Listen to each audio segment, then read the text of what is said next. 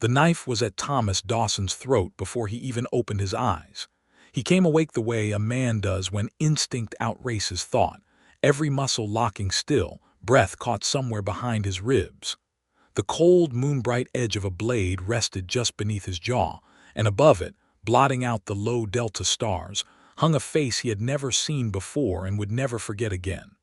Green-gray skin, a jaw strong enough to crack bone. Eyes the color of storm water, narrowed and furious, and something else beneath the fury that he could not yet name. "Don't," she said, low and rough. "Move." He didn't.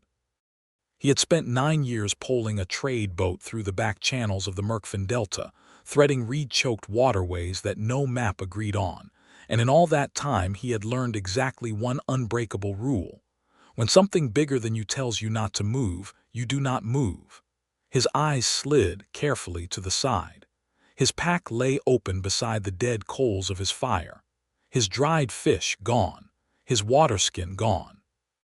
And in her other hand, held almost tenderly against her hip as though it were a thing of value rather than the last of his provisions, was his loaf of bread, his only loaf.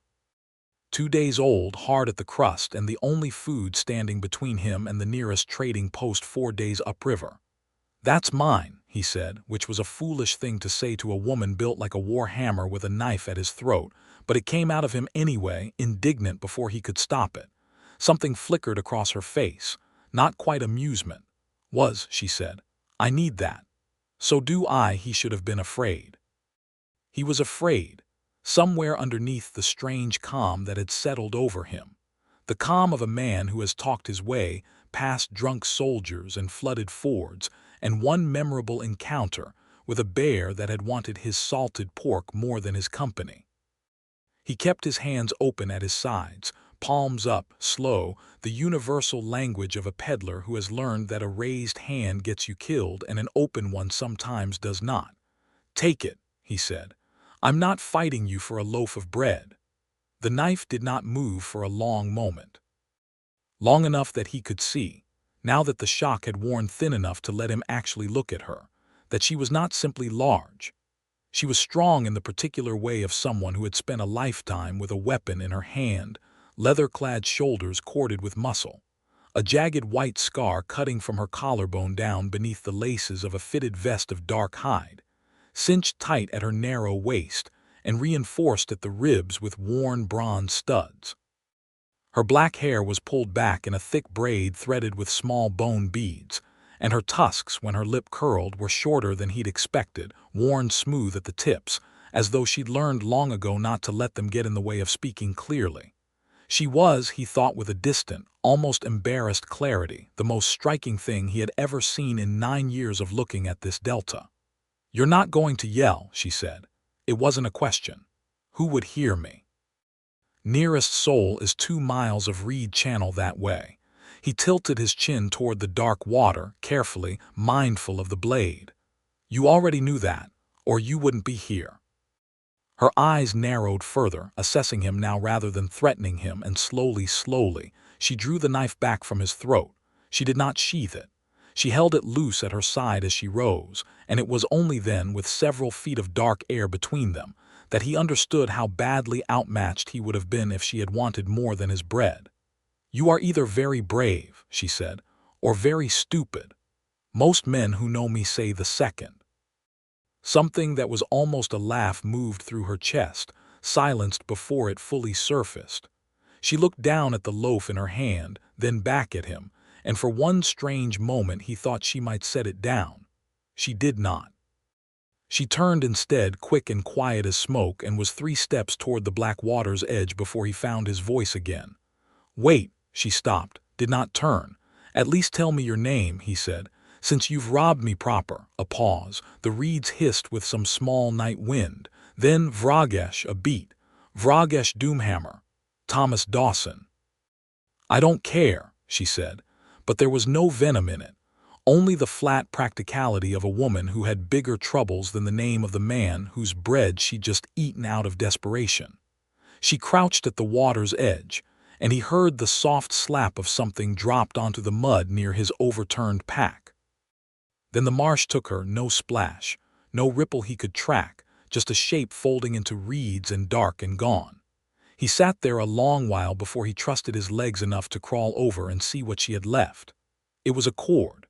Braided leather and dried reed grass, no longer than his forearm, knotted at intervals in a pattern he did not recognize, finished at each end with a tiny carved bead of bone shaped like a closed fist. He turned it over in his fingers in the dark, baffled. A thief who left payment. A payment that was not payment at all, since it could not be eaten, could not be sold for more than a few coppers, could not do him one bit of good on the 4 remaining days of empty-bellied travel ahead of him. He put it in his coat pocket anyway, and did not know why. He did not sleep again that night. The trading post at Reed's Elbow was little more than a warped plank dock, 3 stilt houses leaning together like drunks, an old Hennick Barrow's shop crammed with everything from fishhooks to funeral shrouds.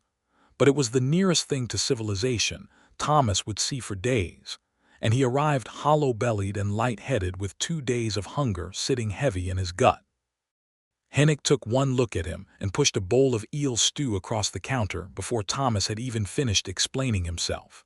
It was Hennick's wife, Sura, a broad, weathered Delta woman who had traded with Orc River clans longer than Thomas had been alive, who went still when he finally pulled the braided cord from his pocket and set it on the counter, more out of curiosity than anything else, hoping someone might tell him what in the world it was. Sura's hand hovered over it without touching it, the way a person hovers over a snake they aren't certain is dead. "Where," she said carefully, "did you get this?" "An Orc woman. She stole my last loaf of bread and left this instead." He said it half laughing, expecting the story to sound as absurd out loud as it had felt in the moment.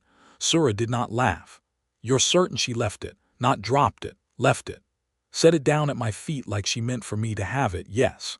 Sura sat down heavily on her stool, exhaling through her nose. "That's a marrow cord," she said. "Delta clans only give those when they take from a stranger in true need without spilling blood and mean to be honest about the debt of it. It's an old custom, older than the war, older than the border, from back when the clans and the river folk still traded free. You hold that cord, boy, and somewhere out there is an orc who owes you a life's worth of asking. One thing, one time. She has to answer it if you ever bring that cord before her and ask." Thomas looked down at the little braided thing on the counter as though it might have grown teeth. "She looked like she'd sooner gut me than owe me anything." "Then she must have been hungrier than she looked," Sura said quietly. "There's been trouble in the marsh channels past Greyroot Bend. Clan boats turned back from the trade docks 3 times this season. Somebody's poisoning the deep-water wells the Duskmire clan depends on for their saltfish, and word is it's no accident." She glanced toward the shuttered window, toward the dark water beyond it, and lowered her voice further, though there was no one else in the shop to hear. "Garrick Voss has been buying up Delta trade rights in Fenmore Landing all spring. Man wants the whole channel system for himself, wants the Duskmire clan gone from it entire. If their boats are turned back and their wells run bad, sooner or later their hunters are going to start taking what they need wherever they find it." Thomas thought of storm-gray eyes and a knife drawn back rather than driven forward, of a woman who could have killed him for the price of a stale loaf and had not. "I need to go to Fenmore Landing," he said slowly. "I have goods to move, and there might be something worth looking into there besides." Sura studied him for a long moment, in the way of a woman who had seen a great many fool ideas take root behind a young man's eyes and knew better than to try uprooting them. "Keep that cord safe," she said instead. "Might be the most valuable thing you've ever carried." He did not understand yet how right she was. Fenmore Landing sat where the delta's outer channels met the last solid ground before the marsh swallowed everything. A walled market town of timber and packed earth, its docks crowded with flat-bottomed trade boats, and its market square loud with the business of people who had made their whole lives out of squeezing a living from mud and reed and river. It took Thomas 3 days of careful poling through back channels to reach it, 3 days in which he thought, more often than he wanted to admit, about a braided cord riding in his coat pocket, and a woman's eyes the color of storm water. When he finally tied his boat at the public dock, he found the town humming with a tension he did not like the taste of. There were militiamen at the gate who had not been there the last time he'd passed through, wearing the cross-river sigil of Garrick Voss's private company rather than the town watch's colors. There were notices nailed to the market, well-crude, woodcut images of orc raiders, warnings of stolen goods and burned barges, a bounty offered for information on Duskmire incursions. And there was talk, ugly and quick, passing from stall to stall like a fever. A trade barge burned 2 nights past at Greyroot Bend, 3 men missing, orc arrows, so it was said, found buried in the scorched hull. Thomas had crossed that stretch of water himself a week before. He had seen no war party. He had seen, if anything, a Duskmire scout too hungry and too proud to run from a stranger over a loaf of bread. He found Garrick Voss himself standing on the steps of the trade hall, a broad-shouldered man in a fine wool coat with a militia captain's braid at his shoulder, addressing a crowd with the easy, practiced cadence of a man who enjoyed being listened to. "And I say to you, good people of Fenmore, that we have shown the Duskmire clan nothing but patience these long years, and patience has bought us burned barges and dead sons. The channel rights I have petitioned for are not greed, friends, they are survival. A wall of good honest trade between us and them, so that no more of our people need die for daring to fish where they've always fished." The crowd murmured its approval.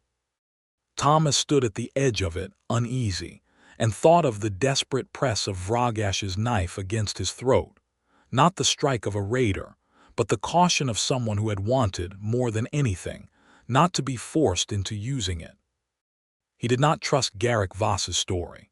He did not yet know how to prove it wrong. But he knew, standing there with the cord heavy in his pocket, that he was not going to simply pole on past this and pretend he had not seen what he had seen. The Council of Fenmore landing 3 merchants and the aging harbor reeve, Elric Vance, summoned Thomas 2 days later, once word got round that he was one of the last traders still willing to run goods into the deep channels toward Duskmire territory. They did not ask him gently. "You've dealt with the Delta clans longer than most fools brave enough to try," Vance said, seated behind a table stacked with unpaid harbor tariffs. "We need a man who can carry word into Duskmire waters without losing his head over it. Voss wants blood. I want to know if there's any way to avoid giving it to him." "You want me to carry a message," Thomas said. "I want you to find out the truth of Greyroot Bend before Voss convinces this whole town to march on the Delta with pitchforks and borrowed pride." Vance's mouth was a thin, tired line. "You know the back channels better than any living man in this town. If the Duskmire clan didn't burn that barge, I need proof before winter, or there will be war in this marsh, and it will not be a short one." Thomas thought of the cord in his coat pocket, of storm-gray eyes, of a debt that ran both directions now, whether anyone in this room understood it or not. "I'll go," he said. The storm came on the 2nd day of his journey into the deep channels, the kind of sudden delta squall that turned familiar water into a stranger within the hour. Rain hammered the reeds flat. The current, usually a slow brown crawl, rose in an ugly hurry, and Thomas's poleboat, sturdy enough for calm water, never built for this, struck a submerged snag hard enough to crack its hull and send half his goods into the flood. He fought the boat to the nearest high ground he could find, a half-drowned stilt house abandoned years past by some long-gone fisherman, its plank floor barely above the rising water, its roof mostly sound. He hauled what he could salvage up the ladder and collapsed inside it as the storm screamed on outside, soaked through, bruised, and thoroughly certain he was going to die of a fever in an empty shack 4 days from anyone who would think to look for him. He was wrong about the last part, though it took him until morning to find out how wrong. He woke to the stilt house's ladder groaning under weight, and came up onto one elbow in time to see Vrogash Doomhammer climb through the hatch, water sluicing off her leather vest, a dead marsh hare slung over one shoulder and an expression of profound irritation on her face. You, she said, staring at him as though he were a particularly unwelcome species of mold. Me, he agreed, too exhausted and too relieved to manage anything more clever. She crouched at the hatch a moment longer, clearly weighing whether to climb back down into the storm rather than share 4 square yards of dry floor with the man whose bread she'd stolen. The storm answered for her. A fresh sheet of rain lashed sideways through the doorway, and she swore in a language he didn't know and climbed the rest of the way in, dropping the hair with a wet thud beside his salvaged pack. The water will not drop for 2 days at least, she said, as though daring him to argue. I know this marsh, he said. You're right. You are the traitor who let me take his bread. You're the woman who stole it and left payment I still don't understand. Her eyes flicked to the front of his coat, to the exact pocket where the cord lay, and something in her face went very carefully still. You kept it. Sura at Reed's elbow told me what it means. He shifted, wincing at a bruised rib, and met her eyes. A marrow cord, a life debt you owe me if I ever bring it and ask. For a long moment neither of them spoke. Rain drummed the roof. Somewhere below, the flood pushed brown water higher against the stilts with a slow, patient hunger. You could have shouted for your militia, she said finally. Told them an orc raider held a knife to your throat and stole your food. They would have hunted me for it. Instead you let me go, and now you sit in my path again, holding my debt like a blade you have not decided whether to use. I'm not going to use it like that. Then why keep it? He thought about lying. He was a peddler. He knew 40 ways to make an answer sound better than the truth. He gave her the truth instead, because something about the storm and the small dry room and the 2 days stretching ahead of them made lying feel like a waste of what little time they had. Because it's the strangest, most honest thing anyone's given me in 9 years on this river, he said. And because I want to know why a warrior who could have killed me for a loaf of bread chose not to. Vrogash Doomhammer looked at him for a long, unreadable moment, and then slowly she sat down on the far side of the small room, drew her knees up and began, with rough and reluctant hands, to skin the marsh hare for their supper. My clan is starving, she said, not looking at him. Your kind Voss's men have fouled 3 of our deep wells and turned our trade boats back from your docks since spring. I was hunting 3 days from my camp when I found your fire, and I had eaten nothing but boiled reed root for a week. She glanced up, and there was no apology in her eyes, only a fierce, tired pride. I do not steal from weakness. I steal from need, and I pay what I take. That is the old way before your Fenmore landing decided our channels were worth more to them empty of us. I didn't know, Thomas said quietly, about the wells. Why would you? It was not bitter, only flat, the exhaustion of someone long used to being unseen. You are a trader. You care about the price of e-loyal and reed silk, not about which clan starves behind the reeds you pull past. That's not fair. Is it not true? He wanted to argue and found, turning the accusation over, that he could not entirely. He had passed within a half-day's travel of Duskmire waters a dozen times over the years, and never once wondered how the people living there fed themselves through a bad season. He had simply gone about his trade, careful and clever and utterly, comfortably blind. No, he admitted, it's true enough, but I'm asking now, tell me. Something in her shoulders eased fractionally at that, not trust, not yet, but the smallest crack in a wall built to keep everyone out. They ate the hare roasted over a careful little fire built in an old iron brazier, smoke drawn thin through a gap in the roof boards. And Vrogash talked, haltingly at first and then with more heat, about wells run foul with something that was not natural rot, about trade boats turned back at Fenmore's docks with crossbows leveled though her people had brought nothing but saltfish and reed silk to sell, about a young hunter of her clan, barely past his naming day, found dead in the shallows, a month past with a militia arrow in his back, and no one in Fenmore landing willing to answer for it. Your council calls it Duskmire incursions, she said, and the word came out of her mouth like something spat. We call it starving quietly so your Garrick Voss can have his channel rights uncontested.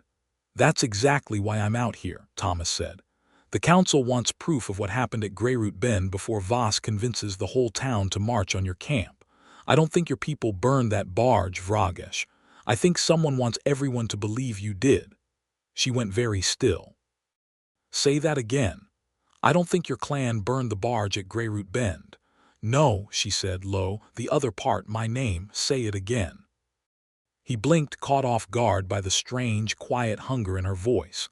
Vrogash. Something shifted behind her eyes, something that had nothing to do with wells or barges or feuds. You say it like a person's name, she said, not like a curse. Most of your kind who bother learning it say it like a curse. It's not a curse to me, Thomas said, and meant it more than he'd meant almost anything in longer than he could remember. The fire popped. Rain hissed against the roof. And in the small, dry space between them, something that had begun as wariness on both sides had, without either of them quite marking the moment it happened, become something far more dangerous than a debt owed for bread. They spent that first full storm-bound day mapping the delta's hidden channels on the dirt floor with a charred stick, Thomas sketching the twisting waterways he'd learned over 9 years of trading, Vrogash correcting him where his knowledge went wrong, adding channels no human map had ever recorded, secret ways her clan had used for generations to move unseen through the reeds. It should have been simple, practical work. Instead it became something else, her leaning close over the drawing, her braid falling forward across her shoulder, the warmth of her arm inches from his as she traced a channel with one blunt, calloused finger, him aware, acutely, embarrassingly, of every point where they nearly touched. There, she said, marking a narrow passage he'd never once managed to find on his own. That is the only channel deep enough for a warboat this time of year.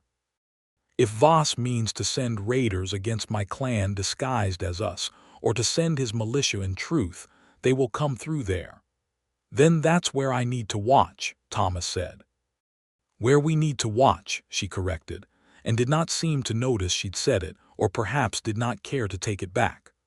On the second day, with the flood still too high to travel, and the small dry room growing smaller with every hour they spent circling each other, she showed him her arm. It happened without ceremony. She was sharpening her knife near the brazier's dim light, sleeve pushed back, and he saw for the first time the full ruin of scarring along her left forearm, old burned scars, pale and rope-thick, twisting from wrist to elbow in a pattern that told a story of fire and pain long healed but never forgotten. Slavers, she said before he could ask, her voice flat with old grief rather than fresh anger. 6 years passed. They came up the delta looking for orc captives to sell in the eastern mines.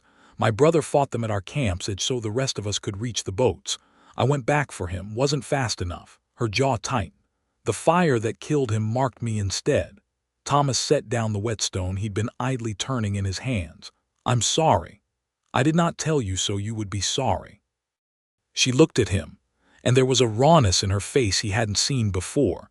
The armor cracked wide for one unguarded moment. I told you because you asked why I do not trust your people easily, and I think you deserve the truth of it rather than a soft answer. I'm not asking for a soft answer, he said. I never have. Slowly, and it seemed to cost her something enormous to do it, she held her scarred arm out across the small space between them. Not a plea, an offering. He reached out and laid his hand gently along the ruined skin, feeling the old scar tissue rough and cool beneath his palm. And he did not flinch, and he did not look away, and he did not say a single foolish, comforting thing. He simply held her arm as though it were precious rather than ruined, and after a long moment, Vrogash Doomhammer let out a breath that sounded like something unclenching after 6 long years. No one touches this, she said quietly. No one has touched this since the fire. I'm honored, Thomas said, and meant it with his whole chest. Her gaze lifted to his, storm-gray and searching, and the space between them, already small, seemed to shrink further still. He was aware of the rain outside, of the brazier's low light on her jaw, of the warmth of her scarred forearm still resting in his hand. Neither of them moved for a long, taut moment. Then she leaned in and kissed him. It was not gentle. It was hungry and searching and a little rough at the edges, the kiss of someone who had spent 6 years building walls and had just decided, in one reckless heartbeat, to knock a single stone free. Thomas answered it with everything he had, one hand rising to cup her jaw, careful of the tusk at the corner of her mouth, and when they finally broke apart, she was breathing hard and looking at him as though she could not quite believe what she'd just done. That, she said, was not part of any debt. Good, Thomas said. I wouldn't have wanted it to be. She almost smiled. Almost. It was enough to make his heart do something complicated and enormous in his chest. They did not speak of it again that day, not directly, but something had shifted between them as surely as the floodwater slowly beginning to recede beyond the stilt house walls. And by the time the channels were passable again, 2 mornings later, Thomas Dawson knew with a terrible, wonderful certainty that he was no longer simply a peddler trying to prevent a war. He was a man who had fallen, entirely and irreversibly, for an orc warrior who had once held a knife to his throat over a loaf of bread. They traveled the last stretch toward Fenmore Landing together, poling a patch boat through channels swollen with runoff, and the closer they drew to the walls of the town, the more Vrogash's shoulders set into their old, wary lines. They will not welcome me there, she said, watching the timber palisade rise ahead of them through the reeds. I go only because you say you can bring what proof there is to the council, and because I mean to see this ended before more of my people die for a lie. I'll stand with you, Thomas said. Whatever happens at those gates, you do not know what you're offering. I know exactly what I'm offering. She looked at him for a long moment, something fierce and unguarded flickering behind her eyes, and said nothing more. But she did not argue further either, and when they tied the boat at the public dock beneath the watchful eyes of 2 militia sentries, she stepped onto Fenmore Landing's planks at his side rather than a pace behind him. It went wrong almost immediately. Word ran through a market town faster than fire through dry reed, and by the time Thomas and Vrogash had crossed half the distance to the trade hall, a crowd had already begun to gather, merchants abandoning their stalls, dockhands dropping their nets, mothers pulling children close as the whisper spread from mouth to mouth. An orc, here, walking free in the market square. Raider, someone shouted, and the word caught like sparks in dry grass. Thomas felt the crowd's mood turn before he fully understood what was happening, the press of bodies thickening around them, the low, ugly murmur rising into something with teeth. A man near the well hefted a hay fork. Another snatched up a length of firewood like a club. Someone screamed for the militia, and across the square Thomas saw Garrick Voss himself step out onto the trade hall steps, his face arranging itself into an expression of grave, practiced concern that did not quite mask the satisfaction underneath it. There, Voss called, loud enough to carry over the gathering crowd, pointing directly at Vrogash. There is your Greyroot raider brought right to our own square. Will you let her walk free among us? The crowd's answer was a surge, not of words but of bodies, closing the distance, hands reaching for whatever weapons were near, a fish gaff, a length of chain, a heavy iron ladle snatched from a stewpot stall. Vrogash's hand went to the hilt of her knife, her whole body coiling into the readiness of a warrior who had faced death 100 times and would not go quietly, and Thomas understood, in the space of one heartbeat, exactly what was about to happen if someone did not stop it. He stepped in front of her. Not beside her, in front of her, both arms spread, his back to the woman he loved and his face to a market square full of frightened, furious people closing in with clubs and fish hooks, and every ugly fear that Garrick Voss had spent months feeding. Stop! His voice cracked with the effort of it, raw and desperate, but it carried. Stop, all of you, she did not burn that barge. The crowd's forward surge faltered, more from confusion at his placement than any real change of heart, a dozen raised weapons hovering uncertainly. This woman, Thomas shouted, saved my life in the flood at Greyroot's stilt shack 2 nights past. I have traveled the deep channels of this delta for 9 years, and I am telling you now in front of every one of you that the Duskmire clan did not burn that trade barge. I mean to prove it, and the first man who lays a hand on her will have to go through me to do it." "Move aside, traitor," someone snarled, "before you're caught in what's coming to her." "I'm not moving." A man near the front, broad, red-faced, a fish gaff clenched white-knuckled in one fist, lunged forward anyway, and Thomas caught the shaft of the weapon with both hands, wrestling it aside with more desperation than skill, feeling the crowd's heat pressing in around him like a physical wall. Someone shoved him from behind. He staggered, nearly fell, and felt Vrogash's hand close hard around his arm, steadying him even as her own knife came up to meet the crowd's advance, her body angling to shield his as fiercely as he had shielded hers a moment before. "Enough!" The voice cut across the square like a dropped anvil, and the crowd's forward press hesitated, then parted, as Elric Vance shoved his way through with two of the town watch at his back, his Harbor Reeves chain of office swinging at his throat. "Put those weapons down, every one of you, before someone dies in this square over rumor and fright." Vance's voice shook with fury, aimed as much at the crowd as at the man watching from the trade hall steps. "Voss, is this what you wanted? A mob murder in broad daylight with half this town's children watching?" "I want justice for Greyroot Bend," Voss called back, unruffled. That woman traveled here at real risk to herself, into a town that has hunted her kind on rumor alone, to help clear the very accusation you have spent a month spreading."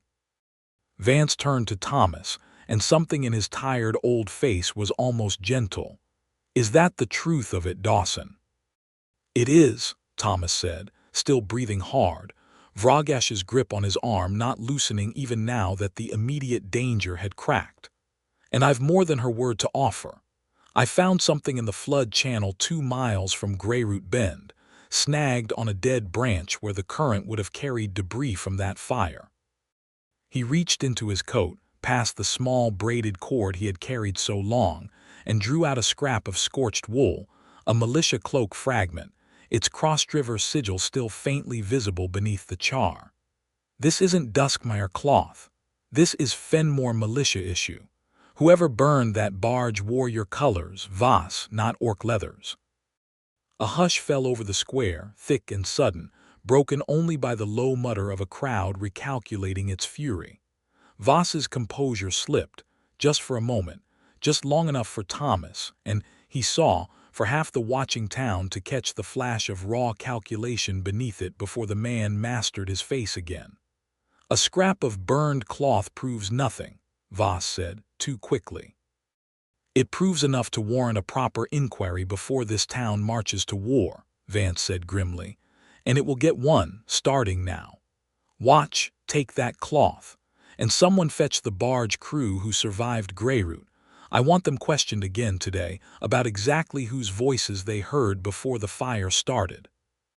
The crowd, robbed of its target, began to unknot itself, weapons lowering, the ugly energy of the square draining away into confused muttering and shame-faced glances. Thomas felt his knees go momentarily weak with the release of it, and only then did he register that Vrogash had not let go of his arm the entire time, her grip fierce and possessive, her eyes still scanning the crowd for any renewed threat. "You stood in front of a mob for me," she said quietly, once the worst of the crowd had dispersed and they stood together near the dock, the adrenaline of it still shaking through both of them. "I told you I would. I did not think you meant it that literally." "I always mean exactly what I say to you." He reached up, brushed a strand of hair back from her face with a hand that was still not quite steady. "I'm not sorry for it." She caught his hand before it fell away, held it against her cheek for one long, unguarded moment in the middle of the half-emptied square, uncaring of who might still be watching. "Then know this, Thomas Dawson," she said, low and fierce. "No one has ever stood between me and danger before. My clan does not fear for me. I fear for them always, and no one has ever once turned that fear back toward my own worth." Her thumb traced along his knuckles. "You are either the bravest fool in this delta, or the first person to ever truly see me as something worth defending. Can it be both?" That almost smile again, warmer now, less guarded. "Perhaps it can." The inquiry that followed over the next 2 days did not go smoothly, but it went, and that alone was more than Thomas had dared hope for a week before. The surviving barge crew, questioned without Voss present to shape their answers, admitted under Vance's patient pressing that the raiders who'd struck their vessel had spoken accented Fenmore dialect beneath their crude disguises, and had carried steel-tipped arrows of a make no Delta clan had ever used. 2 militiamen, questioned separately, cracked under the harbor reeve's steady gaze and admitted, white-faced, that Captain Voss had paid them handsomely to stage the attack and plant orc-fletched arrows in the wreckage arrows Voss had purchased. It turned out, from a black market trader specializing in exactly that grim sort of theater. By the time the truth of it spread through Fenmore Landing, Garrick Voss was already gone from his fine house near the trade hall, his ledgers with him, his militia men scattering rather than face a reeve's justice. But a cornered man does not simply vanish quietly, and Thomas learned exactly how far Voss was willing to go 3 days later, when a frightened dockhand came pounding on the door of the small room he'd taken above the harbor tavern, gasping out that he'd overheard militia deserters talking in a dockside tavern of one last plan, to strike the Duskmire camp directly, burn it to the waterline, and let the truth of Greyroot Bend drown in the greater horror of a massacre no one could disprove. When? Thomas demanded, already reaching for his coat. Tonight, the dockhand said. They've got boats readied at the old ferry landing, moving out with the evening tide. Thomas ran for the public dock with his heart hammering, and found Vrogash already there, having heard the same rumor from a different frightened mouth, her knife belted and her jaw set in the terrible calm of a warrior preparing for exactly the fight she had hoped never to face. "My clan," she said without preamble. "They will not expect a strike from the old ferry channel. It is too narrow for anything but small boats, and it has been unused for years." "Then that's exactly the channel Voss would choose," Thomas said. "It's the fastest route to your camp from here, and it's exactly the kind of channel he'd know I'd overlook, because I've never once had reason to trade through it." "Can you catch them before they reach the camp? I know a shortcut through Greyroot's flooded fields that no boat their size can follow. If we move now, we might beat them there." He was already hauling his boats mooring line free, movements quick and certain despite the fear thrumming through him. "Vrogash, if we go together. I won't have you walking into this alone, and I won't be left behind while you do." She looked at him for one fierce, searching moment, and then nodded once, sharp and final, and climbed into the boat beside him without another word of argument.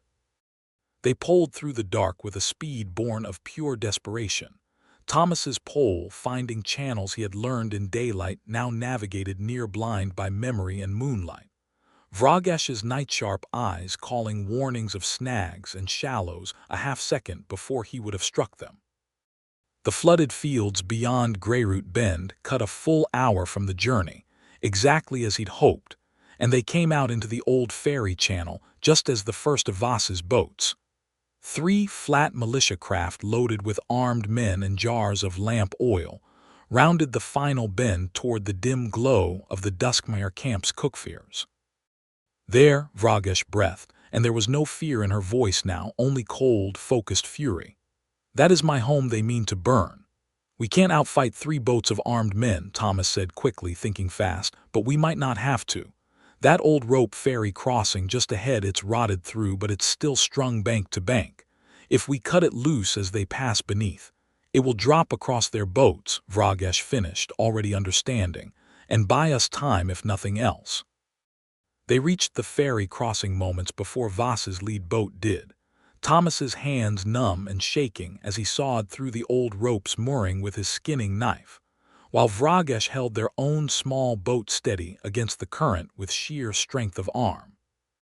The rope parted just as the first militia craft slid beneath it, and the whole rotten length of it crashed down across the bow in a tangle of old fiber and startled shouting, fouling the lead boat steering and driving it hard into the channel bank with a splintering crunch.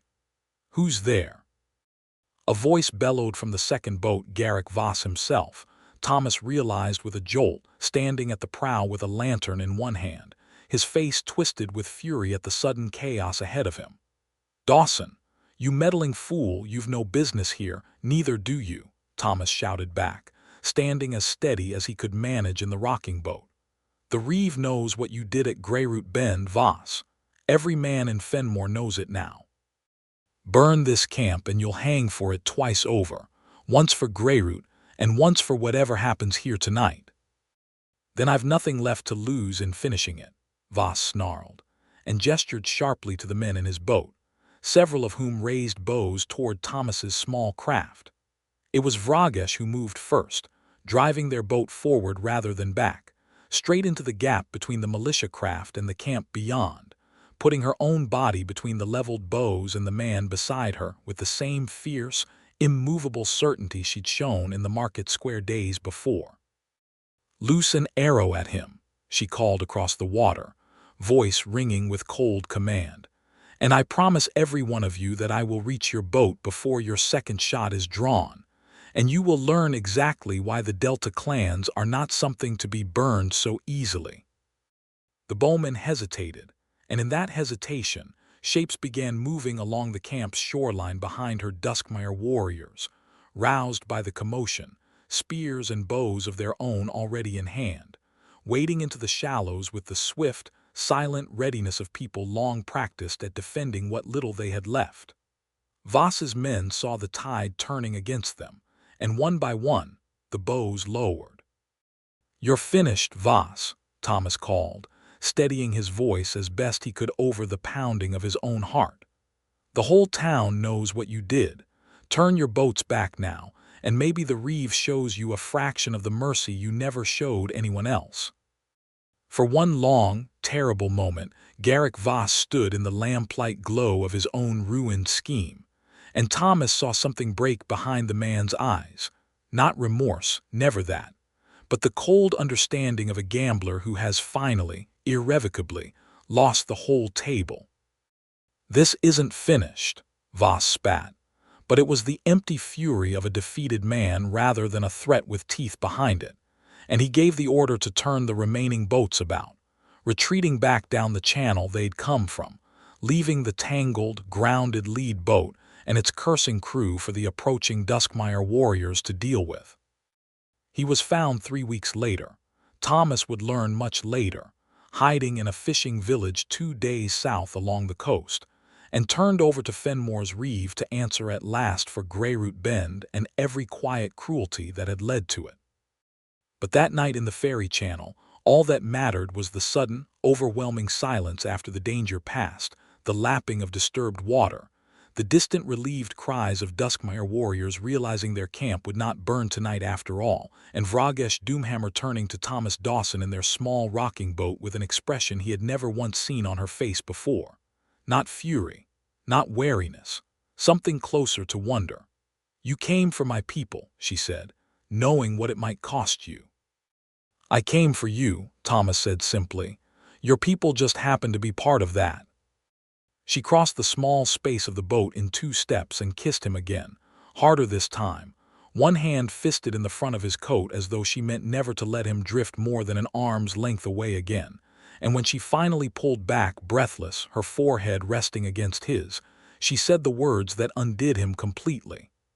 "Then I choose you, Thomas Dawson, not out of debt, not out of duty. I choose you because in a lifetime of learning that your people cannot be trusted, you are the one truth that proved the lesson wrong." They were welcomed into the Duskmire camp before dawn, Thomas the first human in living memory to walk freely among the reed-thatched lodges and cookfares without a spear leveled at his back. And if the welcome was wary at first, it warmed considerably once the tale of the ferry crossing, and the cut rope spread from fire to fire. Chief Karzul Duskmire, a gray-bearded warrior with Vrogash's same storm-colored eyes, studied Thomas for a long, searching moment across the central fire before finally grunting something that might, in an orc chieftain, have passed for approval. "You cut the ferry rope with a skinning knife," Karzul said. "Foolish, also clever. My niece has terrible taste in men, but perhaps this once it has served her well. High praise, Thomas said dryly, and was rewarded with a rare bark of laughter from the old chief. In the days that followed, word traveled back and forth along the delta's channels Voss captured, the Reeves inquiry closing with a formal apology and a reopening of the trade docks to Duskmire boats, the poisoned wells traced to militia sabotage and slowly, carefully cleared. It was not a grand peace sealed with treaties and ceremony. It was smaller and more human than that, a trickle of trust rebuilding one honest trade, one returned favor, one shared meal at a time. Thomas found himself, over the following weeks, doing what he had always done best, moving between worlds, carrying goods and words alike between Fenmore's docks and Duskmire's cookfairs. Except now he did it with Vrogash at his side more often than not. Her presence in the market square no longer met with raised weapons but with cautious nods, then wary greetings, then, slowly, something like acceptance. It was on a clear evening some weeks later. The delta stretched wide and gold beneath a sky just beginning to bruise toward sunset, that Vrogash led him out along a narrow channel to a spit of high ground overlooking the widest stretch of open water in the whole marsh. A place, she told him, that her people called the Long Breath, where warriors had come for generations to make vows too large for any lodge to hold. She turned to him there, the reeds gold-lit and whispering around them, the whole enormous sky falling away to nothing but the two of them, and drew from her belt the same small braided cord he had carried in his coat pocket since the first night they'd met. "You still have it," she said softly, nodding to where he'd tucked it as always close to his heart. "The marrow cord, you never spent it." "I never wanted anything from you that a debt could buy," Thomas said. "Only what you give me freely." Vrogash Doomhammer's eyes shone in the fading light, and she took his hand, turning it palm up, and pressed the small braided cord into it once more. But this time she closed his fingers over it and her own hand around his, and spoke words in the old tongue of her clan before translating them, low and rough with feeling, for him alone. "Among my people, when a warrior binds this cord to another's wrist rather than leaving it as a debt, it is not payment any longer. It is a claiming, it says. I have looked at every path open to me, and I choose this one.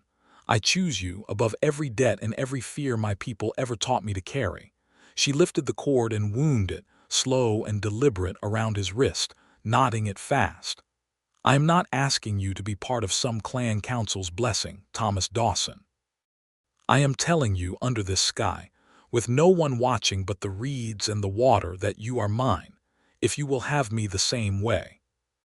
I've been yours since you held a knife to my throat over a loaf of bread," Thomas said, his voice rough with everything he was feeling. "And I would not trade a single moment of the road that brought us here." He drew her down to him then, and the world did fall away exactly as she'd said it would, the delta, the feud, the long hard road of the past weeks, all of it dissolving into the warmth of her mouth against his, the strength of her arms wrapping fierce and certain around him, the low sound she made against his lips that was equal parts hunger and relief, and something achingly close to joy. They sank together into the tall gold grass at the edge of the Long Breath as the sun bled slow and orange across the water, and there was no more debt between them, no more distance, no more careful distrust, only two people who had found, against every hard lesson the world had tried to teach them, exactly where they belonged.